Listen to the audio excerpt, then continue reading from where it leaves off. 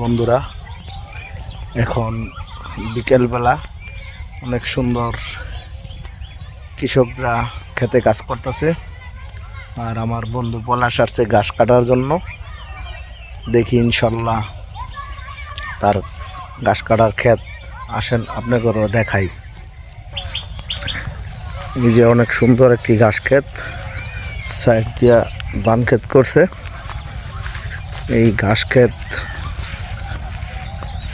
অনেক সুন্দর, একবার কাটছে ঘাস ক্ষেত পুরাটা।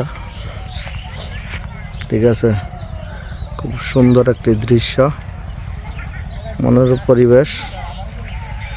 এই যে ঘাস ক্ষেতের মালিকও তো ভিডিও করতে হইব। অনেক সুন্দর, সাথে নদী আছে। আমাদের এলাকার খাল বলে। অনেক সুন্দর হয়েছে ঘাস ক্ষেতটা। ঠিক আছে, এই হলো অরিজিনাল কৃষকের ক্ষেত, তার জন্য সুন্দর হয়েছে, খুব সুন্দর। ঠিক আছে বন্ধু, কাছ থেকে যারা গরু নেন, একদম অরিজিনাল গরু পাইবেন, একদম তাজা ঘাস, কোনো মেডিসিনযুক্ত খাবার গরুরে খাওয়ানো হয় না।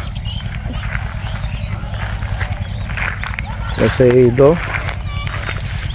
আমাদের পাশের খাল। ঠিক আছে, খালের একদম পানি নাই বললেই চলে। ওই যে মোটামুটি নদীর থেকে